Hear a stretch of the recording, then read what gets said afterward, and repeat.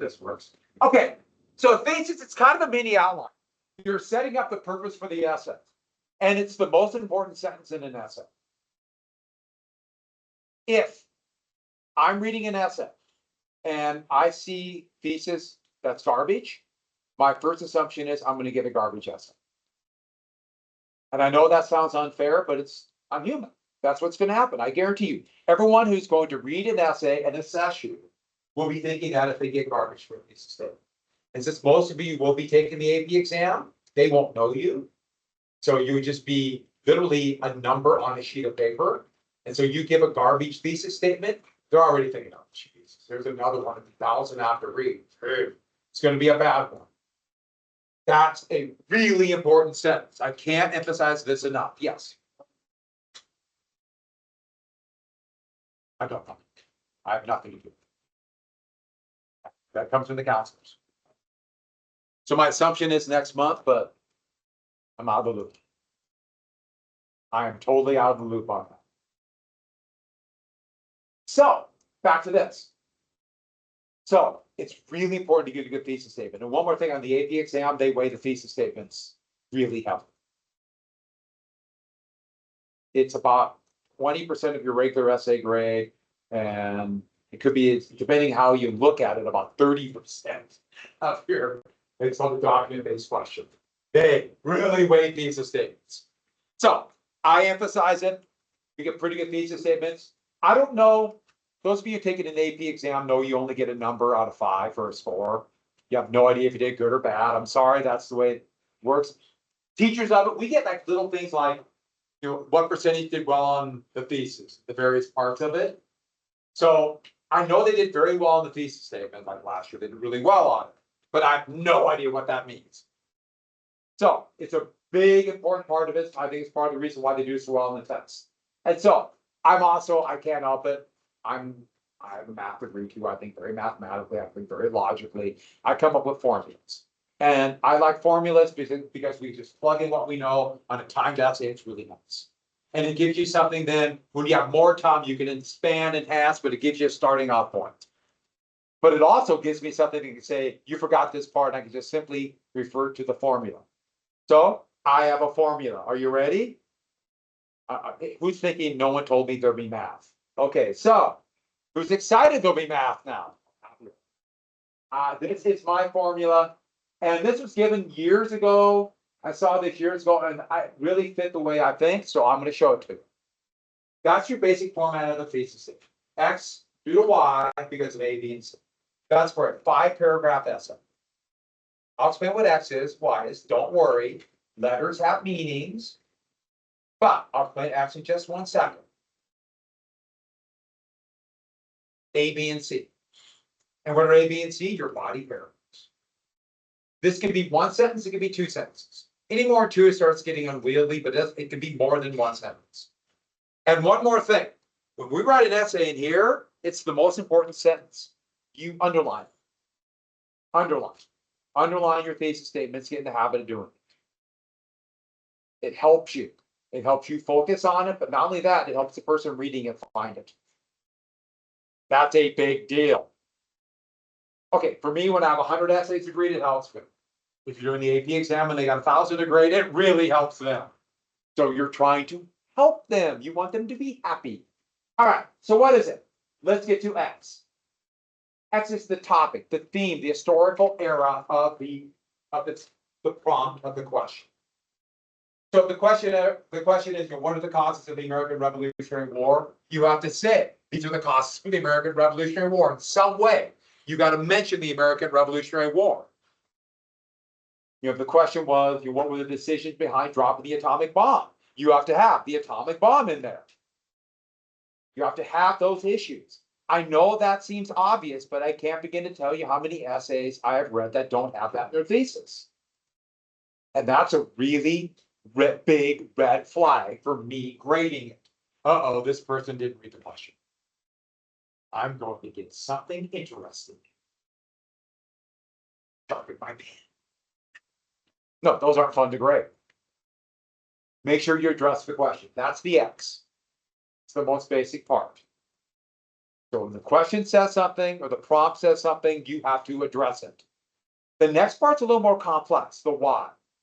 The why is you have to kind of put down, basically, get it on your position, your claim. You're kind of, this is like the claim of how you're addressing the question, how you're going to address it.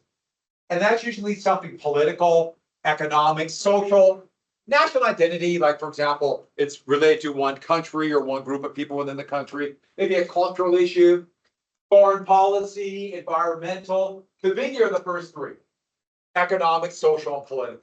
You got to find something, economic, social, political, something usually that's like from your brainstorm list that shows how you address the question. Or just as importantly, it links to your blueprint, which I'll get to in a second. That's the A, B, and C. Something that ties it together. And so, if you're writing about what are the causes of the American Revolution, you say the causes of the American Revolution involve British imperial policy. That is your one. Compromises behind the Constitution.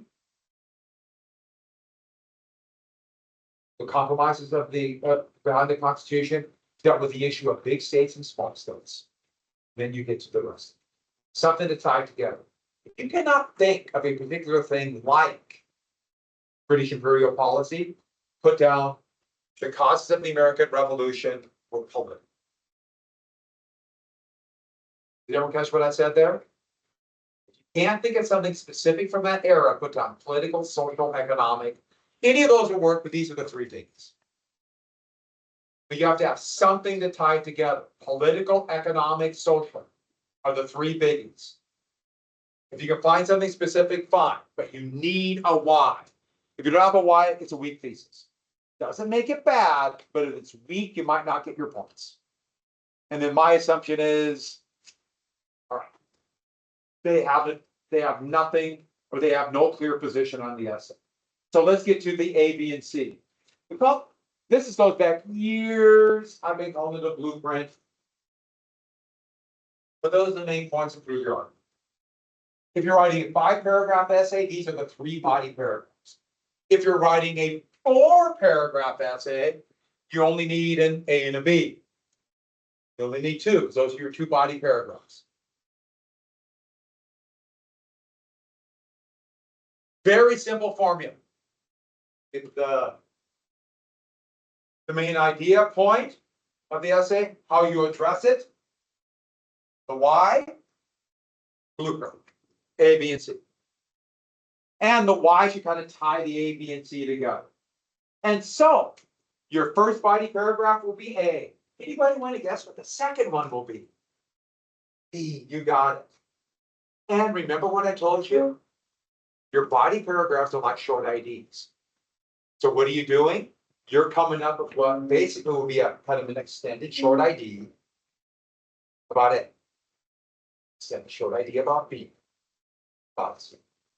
And if I read this where you have a good X and Y, so you're tied together in an A, B, and C, I know exactly where you're going. And I'm confident that you're going to be well organized. It's not going to be repetitive. It won't be all over the place. You have clear points. Before I ever read anything else, that is a big help for the person reading it, but it helps you. If you just start writing without thinking that out, that's when you start getting repetitive, you start skipping stuff. You, me, I've done it, we all do it. Thesis statement is like a mini outline.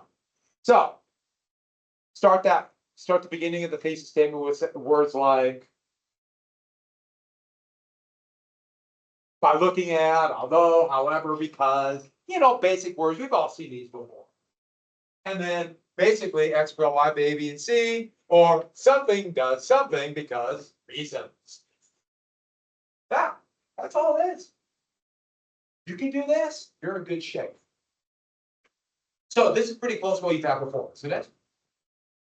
You've had probably something similar to this, but you need a why. You need something to address it, your claim. And it could just be economic reasons. But you need that, or it's very, the word we use, weak. So let me give you some examples. Thesis statement, big deal. Something does something because of something. Something does something because reasons.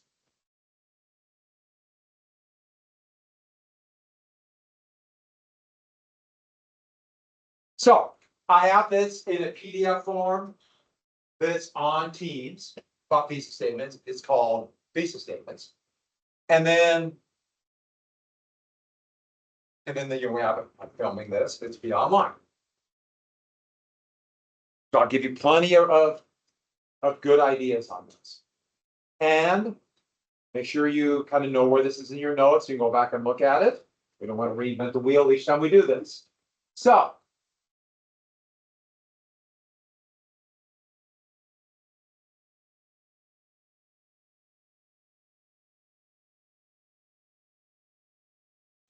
for example, here's a question, and I'll give you a sample thesis for this. Philosophy of the Declaration of Independence. So you have to address philosophy and Declaration of Independence. That's your X. Then you have to have something about your claim. And what about the philosophy? For me, I think of Enlightenment ideas, breaking away from Britain. And then I'm going to write 5-paragraph essay. So I need an A, B, and a C. Here we go. That's it.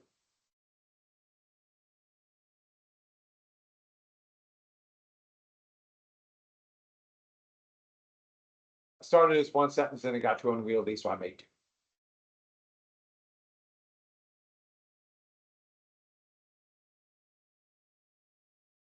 And you notice I gave a little bit of explanation for the A, B, and C to be clear, to show I know it. So it's not just a list. The why, it's all about Enlightenment, breaking away from Britain. Address the question. My first body paragraph, equity, equality.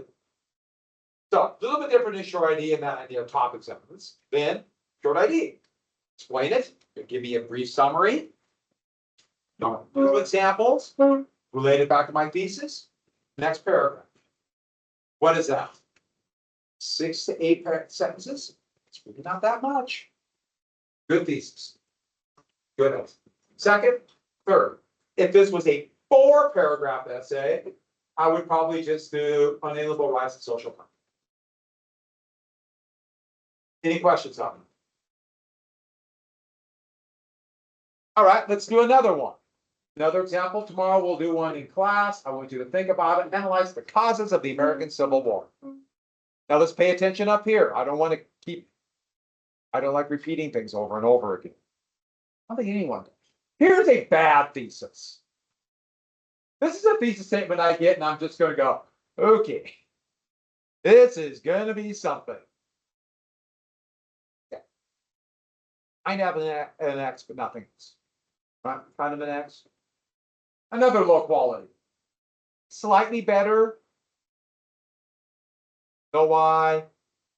I don't know where they're going with this. Is there going to be just a paragraph on economic issues? Okay, we can see right away those aren't very good thesis statements. Medium. This is like, all right, not great, but at least I know where you're going. There's an X, right? We see industrialization, slavery territories, election of 1860. What's it missing? Yeah, there's no claim, no why. Nothing is tied together. And I would like a little bit more explanation of these, just a couple more words. But at least I know where they're going. So I get this, all right, it's okay, but no why, no claim, you need a claim. You ever hear what I said? You need a claim. Now,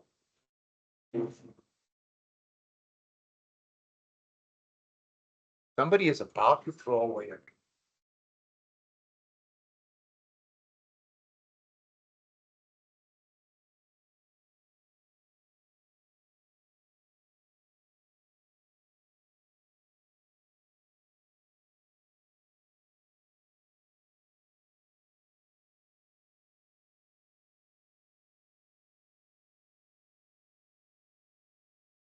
When you get really cheap components, guess what you get? Cheap. All right, so let's go back. Sorry, this has been a source of unending frustration for me for a week.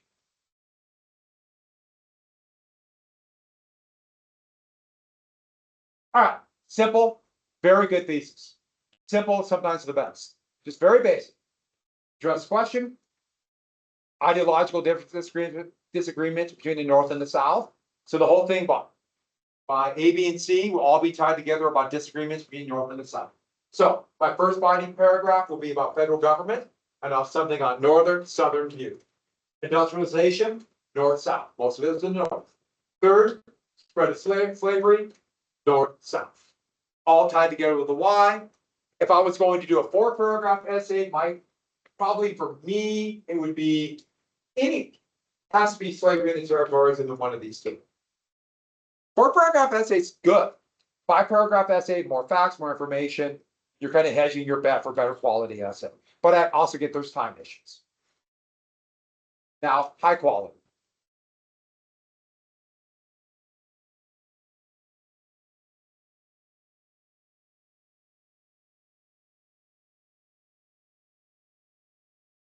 And you notice the A, B, and C, I just a little bit of explanation to give you a little bit more strength, a little bit more texture to the thesis. Sound good? Okay, tomorrow we'll do a practice thesis statement on industrialization. Do you want to see one more sample? The answer is yes, you do. Let's try one more time. Do you want to see one more sample? Yes. I'm not mad at you, I'm mad at my computer. So, evaluate the following statement. The Compromise of 1850 saved the Union by postponing the Civil War for a decade. Now, these are great. These are great if you get one like this. The reason why is this. Your why is addressing from your evaluation. Agreeing, disagreeing, agreeing with part, disagreeing with part. That's your why. That's your stand, that's your position, that's your claim. So we get into evaluation, which happens. We want those. Those are good. You make a claim, you stick with it, you address it in your thesis. They're not having these as much as they used to all the time. We'll see. All right, so once again, I don't like to repeat myself over and over again. Pay attention. There we go.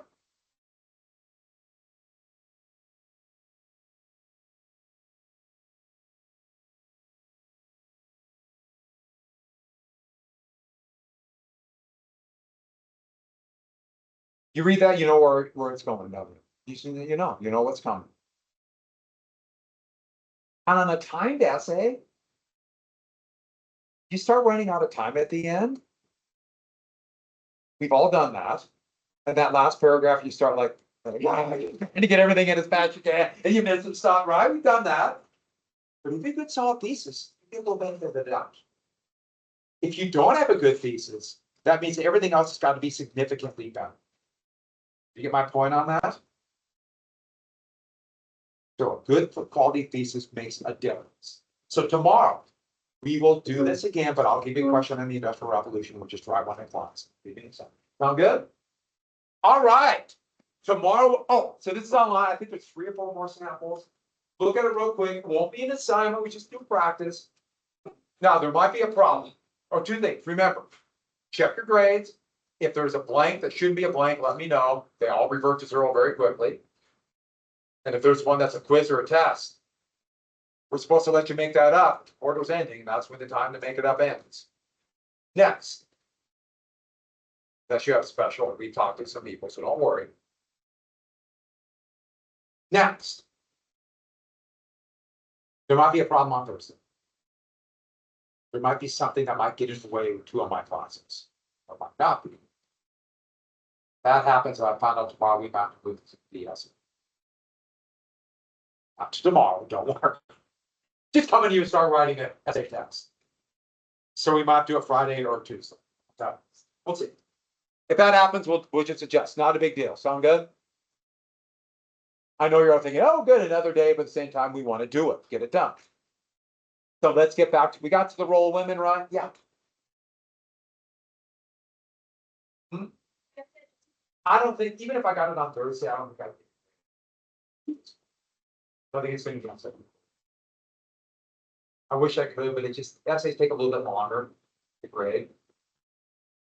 So second. Yeah, I'm trying to do it'd be really hard for me to get them all done by first. All right, we got to this, didn't we? Got two last week. Oh, so we got here? And women fought this. I want to be clear about it. Women fought their declining economic role. It wasn't so much that they were thinking, I am losing my economic position in society. It was just that feeling, that sense that power is going away. We are less important, much more as if, or much more don't have a purpose. And what is, therefore, the role of women? What is their purpose in this new society? And it's going to be created partially from whole cloth. Going to be created, made up, this role for women. It's going to have elements that women had this role before by the nature of women having children, but it's going to change. And it's going to be called the cult of domesticity. Or sometimes you might see it called the cult of true womanhood. What is a woman supposed to be? What are they supposed to do in life? And you will be taught this as young girls, how to act. And boys will be taught this. So it was taking this idea of these so-called middle class values, which are really kind of upper class values. Remember middle class? Have to work but afford some of the traffics of an upper class life. The small, tiny middle class before the Industrial Revolution, the women weren't like, the women had a different role than in most families. Most families, men, women, children, all were producers of goods, all equal producers. But middle class and upper class women weren't like that. So what did they do? They were home. They cared for the house. And at least it was just kind of done that way. Well, this is what women are going to do. This will be their sphere. Their sphere will be a home. So while the men go off to the dangerous, cutthroat, cunning, duplicitous world of business and politics and finance, women can stay home because they are pure and noble and cannot be tainted by that awful, dirty world out in public. They'll be home. And therefore, and remember, this new world, they're much more dependent upon men. And so it'd be like you're being protected from that evil world. And if you have to go out and work because the family needs the money, or even worse, the woman decides not to get married, there must be something wrong with it. They're not fitting their role, their sphere, which was at home. And what are they supposed to do at home? Be a good wife and care for their husband, but also care for the children. And you better keep a clean house, right? You're a bad wife and a bad woman if you don't have a house. Now, let me be very clear about it. Nobody really cared in most families if you had a spotlessly clean house because you're working and trying to survive. But now that's the role of women, which of course, it'll have the very kind of almost hypocritical addition to this, where even women who have to work must then come home and clean the house and do all that stuff too. So they got to do both, or there'll be a total failure. So that is their sphere at home. They care for the children, and this was a really common thing. This is from a women, their whole magazine, edited by men, in the new publishing practices by the 1850s, with magazines like the Calls that would tell women, you be the helpmate, while the husband is like the captain and go off to work. Here's her sphere. And I can't emphasize this enough. They're noble and pure and must be protected, not tainted by the evil world, which is so fascinating because in so many, and also the same way, women are going to be blamed for being evil and seductive and luring men into danger. I think men are deciding all of this.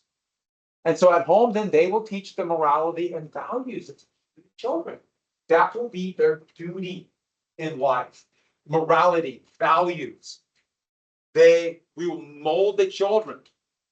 And so therefore, who will teach young girls their role? Their moms. And your role, get married, keep a clean house, become a good cook, things like that. A big one, find a husband, or there's something wrong with you. And the thing about it is, I can't emphasize this enough. That is the role of women. And if women step outside of this role because they want to do something else, for whatever reason that might be, that means they're not only just something wrong, they're kind of a failure. Well, the men have many different options what to do. Not women. Not women. And so they will be blamed for all sorts of sins if they do something outside of this role. And therefore, that is their only natural. By the way, how long do you suppose it took to convince women? Oh, when they start to try to convince women, 1830s, 1840s in the US, the teens and the 20s in Britain, this is your traditional role, not as a producer of goods and working side by side with your husband, even though you don't have the same legal rights, to being this. How long did this become traditional? How many generations did it take? One. So people started thinking this was normal. And think about it. Girls are taught from day one by their mom, regardless if their mom chafed against this or not. That's only one role for success in your entire life. Well, men have many different options. What you're supposed to do. Find it.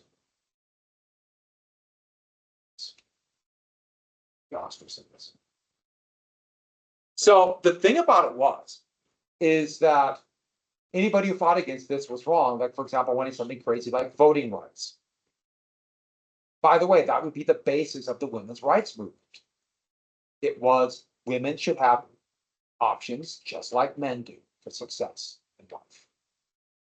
That was the basis. So we call it domesticity. So here's one of the stages of a woman's life. Baby, immediately learn playing with dolls, getting married, having children, and then her neck breaks. I don't know what happened here, but that's a tragic accident. I don't want to run like this. And then all the way down to spin circle. So, a close tie to cult of domesticity, and it's a good time to introduce it, it's called Republican womanhood. And this was the concept in a republic. Women must teach their children to be good citizens. So while men vote and go to politics and business in a republic, women don't vote, but their influence will be at home teaching the children. Teaching the children. That will be women's work.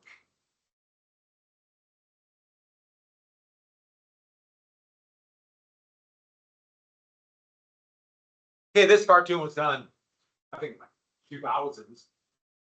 But who said to her husband during the Declaration of Independence, a writing of it, don't forget the ladies? Abigail Adams. Republican womanhood is oftentimes tied to her. Really, especially the vast majority of people around her, male and female, and knew they were not as confident as her. But she had a role. And that's pre-called of domesticity. But think about all it takes is one generation, and pretty soon this will be the norm. And so you'll see in magazines, and then pretty soon when you get radio advertisements, things like that, and then television ads, this cult of domesticity will be pushed on girls. And I can still remember when I was in school, there were certain classes that were classes for girls. It's not quite like that now, but they used to call it home economics. Cooking classes, why was it called home economics? To teach young women how to be good wives. It's still called that. When I first got here, they started changing it. But home economics 1 was cooking and sewing for young girls so they could become wives. That was just the way it was. And I'll tell you a little bit more about that down the road. So what about the children? That's another big shift. Children? Before the Industrial Revolution, remember, kids, okay, sure, you might like your kids, but what's the number one reason most families have a lot of kids? Workers. You need little workers. You might or might not know their name, but no, I'm exaggerating, but still, every child is an economic unit too. They kind of pay for themselves. But think about when the Industrial Revolution, families are no longer self-sufficient. More and more they're consumers. If you're consumers, you need wages to feed the family, to clothe them. You need those wages. Kids aren't making that money for the most part. That's one of the relatively small percentage of kids who have to work. They're not making much money. So what did children become? Think about before economic units to what? Well, not just a hassle. You think about it, if you're gonna have kids with the Industrial Revolution, you gotta want to have kids, don't you? You gotta pay for them. It's a lot of work. I don't know if you know this, but children eat. Yeah, and they have clothes and things like that. Did you catch what I said? It goes from being an economic unit where you have more children, you have more workers too. If you have kids, you gotta understand it's gonna be a major expense, and you gotta pay for them. That means you really gotta want those kids. That means you really gotta love them and want them to have a good life and care for them and want them to do better than you. So what's gonna happen with children? First off, what's gonna happen with the family size? Family size will begin to reduce. What else? It's no coincidence. I've mentioned public education before. If you decide you want children, you want them to have a better life. You want them to have a better life? What are parents going to be in demand? Public education. I want them to have opportunities I didn't have.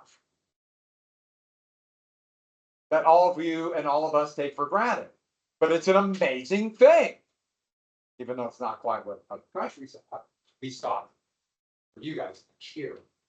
They don't stop. They keep going for health and education.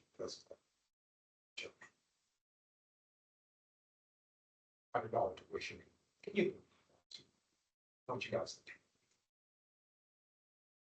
No, it blows me away. Some countries can do it and some countries can't. But here's the other thing too. You want to be nice to them, don't you? They're not workers. You want to care for them. I mean, kids start growing up slower in the Industrial Revolution. Because they're not needed to work right away. Unless they're really in the really lower working class. Maybe nice to do something. Tell me this. Can anyone get a holiday that's given to children? What? No, Christmas is the big trunk. Remember I told you about Trenton? You remember the Battle of Trenton? You remember that? That was a big drunken brawl.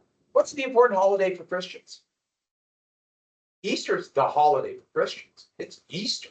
That's the holiday they care about. That's the resurrection. Christians, that's the holiday. It wasn't Christmas. Christmas was a big party. But they tagged on to a Roman holiday called Saturnalia. It was just big holiday. It was a big drunk. The first police force, full-time police force, created in the United States.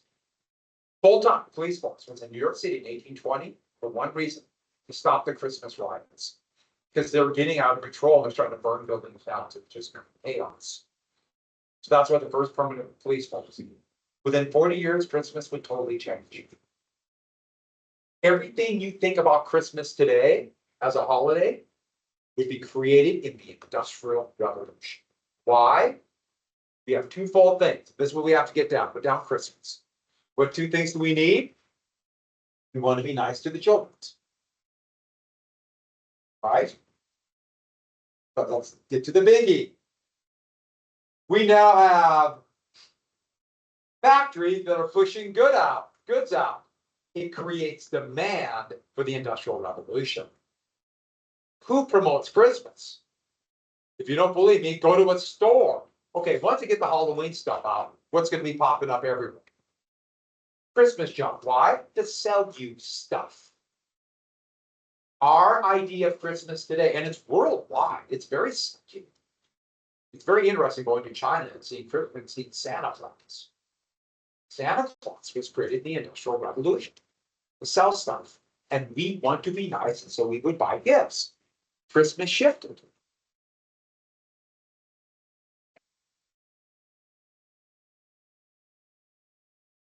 Charles Dickens and A Christmas Story,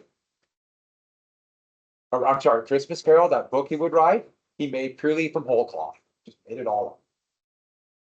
And people think that's the traditional Christmas. No, he just made it up. Ever hear the poem The Night Before Christmas? Made up. Great, great imaginations, and now people think that's the traditional Christmas. We will finish Christmas tomorrow.